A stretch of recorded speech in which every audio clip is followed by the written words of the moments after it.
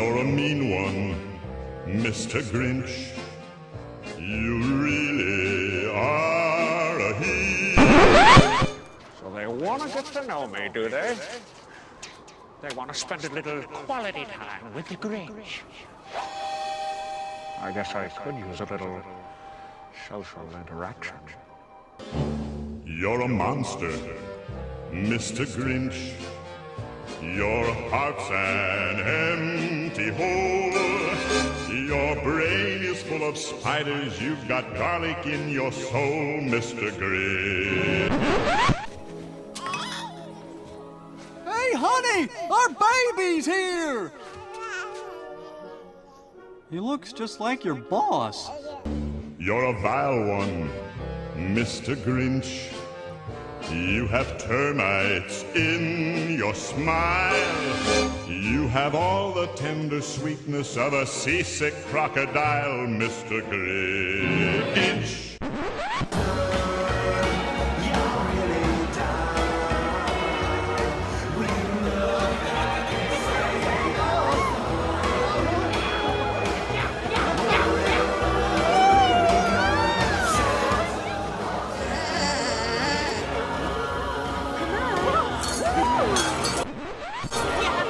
You're a foul one, Mr. Grinch. You're a nasty, wasty skunk.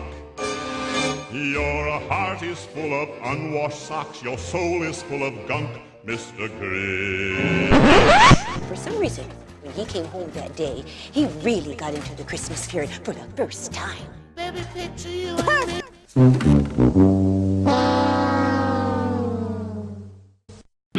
Hi, and welcome to another episode of Badger Nerdworks Presents We Watched a Movie. I'm Brandon, this is Finn, and today we'll be talking about The Grinch Who Stole Christmas! Not the classic animated one, the Ron Howard, Jim Carrey live-action version. Finn, your initial thoughts and feelings. Okay. We both are of the age that we grew up watching the original 60s, because the originally came out animated in the 60s, version right? of it. Yeah. Absolutely. Okay, because I know that it was old when I was a kid, so It was a classic before I ever saw it. Exactly. It was already a classic before I was even born. But we grew up watching that one. All right. There's not a whole lot of story to it. It's very simple. You know, here's Whoville. It's a little town filled with weird little people. And here's this Grinch dude who lives outside of it. And he's a grumpy old guy. And nobody likes him. And he doesn't really like anybody. And he wants to ruin their Christmas. Simple, done, boom. Straightforward. He steals everything, goes back to his place, lays it all out, all right? This movie, it comes along and it's having to be a movie. And I get that. And for the most part, I think most of it works. I really do. I think there are some things that are awkward and that are weird. Yeah. The whole love triangle between the mayor and the Grinch and the mayor's girlfriend or whatever, or the woman he's going to ask to marry or what. That's a little A little? Okay. It's super weird. It is. Oh no, very, it's so strange. Just shoehorned into this straightforward story. Right. And are they big movie concepts. And they're trying to if I remember the advertising and everything surrounding this movie when it came out, they were trying to really portray it as a kids movie. It's this big holiday family. Oh, you absolutely. Can bring the kids and blah, Ron blah, blah. Howard, and then they have feel this good family weird, movie. Love triangle thing with a very sexy Who, mind you. That woman is oversexed in that role, and you're just kind of this feels wrong for a children's family movie. Yeah, no, the movie has a lot of adult overtones. It does that thing where it tries to put things in there that are going to go over kids' heads and fit in higher concepts, and some of them are just wildly inappropriate. Well, beyond that, wildly inappropriate. They've also, because here's the thing: is kids these days are getting more and more sophisticated, so they understand adult jokes a little earlier, than they used to. Especially when you and I were growing up, they could throw those things in there, and they would go over our heads when we were kids. And I'm sure to some degree, there's still those jokes that you could throw in there and go over kids' heads and whatnot. But I don't think this movie necessarily realized which ones they were throwing out there that were like kind of, dude, that's a little obvious and a little on the nose, even like to a 10-year-old, you know, and I don't know that that's appropriate, you know. I feel like, and I think that's where maybe they made their mistake, you know. I think the biggest problem for me is that this took a simple story and it tried to stretch it out into a movie. And because of that, they had to add things that just aren't in there, that we didn't need. They weren't even appropriate to the story itself. Whether they're appropriate for kids or not, they just didn't fit for the story, too. They're just shoehorned in and awkward, and you're just like... We didn't need a Grinch origin story. Right, like, strangely, they give us a Grinch origin story. They want to explain his life from the time he's a small child to an old, like, to his old grumpy man. And it's not cool. And you don't like, need that. It's unnecessary for the character because he's a embodiment. And to know the specifics of it... makes it lamer. You're like, it detracts from his grumpiness. Exactly. You're like, that's what he's upset about? Yeah, from the kind of point of the original story, which was just that here's this bad apple who, because of kindness and goodness, becomes better. And improves. And it really kind of detracts from that. It almost makes the Who's villains in some ways. That's the other thing, is it humanized the Who's, who had always been just like, archetypally good. The Grinch is archetypally bad. Now the Who's are basically people with all of our flaws. And like they don't just inherently embody Christmas. They're actually struggling with it themselves. And like they took the basic kind of like non-materialistic teaching that the Grinch is supposed to teach you, like the story is supposed to teach you, and they made it a central focus, and they made it like Black Friday, and they were like, commercialism, the Who's are caught up in commercialism, and they were, like, the initial, his like, take on the Who's, that it's all about stuff for them, it seems to be true of these Who's. Well, it's not of the original animated ones. They had the true spirit in them. Well, These and it's Who's, very much in line with what they were doing with those Dr. Seuss movies, those full length ones that they were coming out with, like that one and the Cat in the Hat, the Cat in the Hat, and the what was the one with Danny DeVito and the environmental Lorax, the Lorax. Like they were doing. They were taking what was obviously in those stories, right? No, Dr. Seuss always has a message, but then they were taking him and beating you over the effing head with it, with those movies, like they do with the Grinch and commercialism and capitalism. They just sit there and preachy, just beat you over the head with it for this whole movie. And the same thing with the Lorax and the environmental angle on it, But then they still somehow lose some of the effect of what they were trying to get across that he got across, that Dr. Seuss got across in the original story. I don't totally disagree with the Grinch's perspective on the Who's. Like, you don't totally disagree. You see where he's coming from.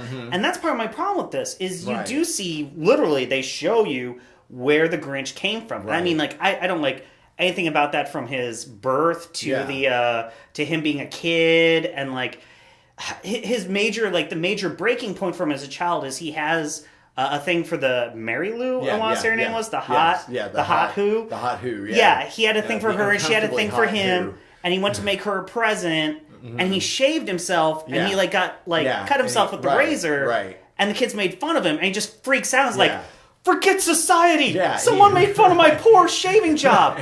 Like, that is so minor in comparison to anyone else's actual being mocked. That is like the most minor thing. Every kid in that theater has been mocked so much more savagely than that for something so much more deeply personal and hurtful than that. So the idea that he's just like, screw society, I'm never talking to him again. Yeah, I'm going to move to a mountain and be completely solitary and live off of your junk. Like, it doesn't ring. It doesn't resonate. It's not enough. And like, they couldn't go dark enough to really earn him being a Grinch, but they couldn't go any darker because it's a kid's movie. Still trying to be a family kids movie, That's why Zeus, I think his infinite wisdom, dropped it. Just like was like, boom, we don't need to know why the Grinch is a Grinch. Right. It's enough that he is. It's enough that he's terrible. We'll come up with silly limericks about how terrible he is, instead of trying to show how kind of whiny trying to explain he away is. Because now it's origin. more whiny. Like, he's not as evil. He's just upset and he didn't get his way. Depressed. So he's more of like a brat than a toasty, Grinch. Which I thought was really disappointing. I thought much like also the beginning of his origin story, I saw things in there that I think they were implying, like Cindy Lou, the little girl that he meets in the house when he's robbing it, and he gets her a little drink of water and sends her back, gets a full flesh out into like a full-on character in this her movie. whole family gets a full-on flesh out. Like her dad, her mom. Yeah. I mean, they're all fully rendered characters in this, whereas I don't even think you meet her dad and her mom in the original telling of the story. It's unimportant. Like, it's unimportant in this story, and it's just fluff. Mary Lou is only there to find out the origin story of the Grinch because she kind of relates to him and is losing her faith in Christmas. So you're supposed to like get this juxtaposition between the two of them, where they're both. She's like maybe the potential one, and she's asking the story of the origin of the Grinch, and they're telling her, and they come up with how Who's are born, and I guess they float in on baskets. Yeah. But I took that as a lie, the same way we tell kids like about the stork, right? Yeah. And then they're showing us what's actually going on, and they're having that party, and there's a point where all the Who's are tossing their keys in a fishbowl. Yeah, but that's I totally forgot about that. That's totally a reference to dude. swinging, like the Who's are swinging. And then he suddenly appears, and he's kind of out in the cold, and he has two mothers and no father. So the implication there is that he's the result of like a crazy messed up Who orgy. Like, I mean, that's very under the surface, but it's there. All the imagery is there. And you're like, did Dr. Seuss just get like the outcome of an orgy like pushed into it somehow? And this is like the Christmas one. I'm like, inappropriate. Inappropes. There's going to be a point where some kid's going to go back to rewatch this and be like, hey man. Right, they're going to figure it out. And I've seen the ice storm. I know what's going on here. Like, you know, like that shit's going to happen. And I just felt like it was unnecessary, and it kind of really like is a metaphor though for the whole movie in a way. Yeah, you know, it's just highly unnecessary things crammed into this simple morality tale that you have now lost the morality out of.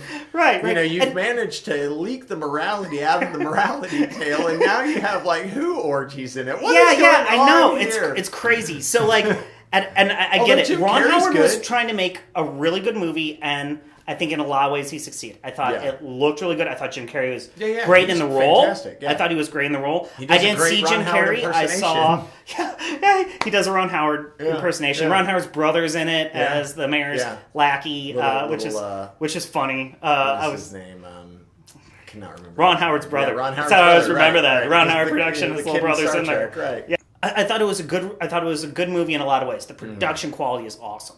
The sets look amazing. The Who stuff looks amazing. The Who's even look right. Their costuming is great. Their hair is crazy. Yeah.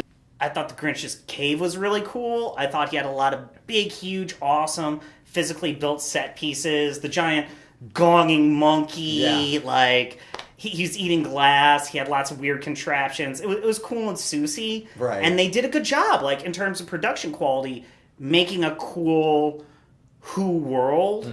I feel like it was unfortunate that the story let it down so much. Yeah, no doubt. Well, I mean, that's, you know, again, like we were saying, that's what happens when you try to take a, you know, like, 20-minute, 22-minute piece, simple morality tale, and you try to stretch it out to an hour and a half, hour and 45-minute movie. Like, you're just going to, you know, you're going to have to throw things in there, and you're going to have to create a whole, like, story for Mary Lou Who, and you're going to have to create a family for her, even though one doesn't exist, and it's completely unnecessary in the original telling of it. Like, you're going to have to create those things and throw those things in there, and they just created some stuff that just flat doesn't work. Like, I mean, really, it just doesn't. And as you said, there are some things in there that are inappropriate, dude. Yeah. That's not in there. Don't show that in there. You know, right? Like, if the Who's are greedy and selfish, it detracts from like him goodness. Being moved at the end. Yeah. You know, you're like, these people barely got moved, or they seem real wishy-washy. At the very least, it wasn't hard to like convince a Who of anything good or bad. So, I mean, I felt it weakened the overall truth. And they keep talking about, like, what's the true meaning of Christmas? And no mention of Christ at any point. They're like, it's about being nice. Like, it's kind of... And, the original never deals with that either. Right. So it's fair to say that. But it also doesn't raise that as a question. Yeah, exactly. Like, not like a little kid asking the direct question, why do we have this holiday? Right. what's the source and origin of it by building her up and having that be the primary push of the movie. It tells what the whole point of the holiday is just through what happens in the action of the story. Exactly. And that's the whole point, and that's really, I think, what they missed in their retelling of it. I thought it lost the elegance that Dr. Seuss's writing has in it, where he gives you just enough, and it's silly enough that you can't draw any exact examples or comparisons. Right. So it generalizes inside of you, and you get the point, you get the purpose, and it has an emotional effect. And then, boom, done. Real clean. Yeah. And I felt like this movie was real messy. I could see how it could be real entertaining to an 8-year-old. It has lots of flashy stuff. It looks real nice. Yeah. Like some real funny performance from Jim Carrey. Definitely. The Grinch's fingers are awesome. Like I said, some of the stuff, like just in terms of the production, are amazing in it. I felt like the writing was all right, but a lot of unnecessary stuff just kind of jammed in there. Yeah. Well, that's been another episode of We Watched a Movie for The Grinch. And until next time, we'll catch you guys later. Y'all have a good one. Thanks for coming and hanging out. Hey everybody, thanks for watching that episode of We Watched a Movie. Be sure you like, share, and subscribe to all of our videos. Make sure you leave a comment in the comment section down below. We'd love to hear from you. Make sure you click that bell icon as well when you want to be notified of our videos coming out. Speaking of our videos, they're all over here to the left too if you want to click on that thing. Until next time, you guys keep watching movies and we'll catch you later. Bye-bye. Have a good one.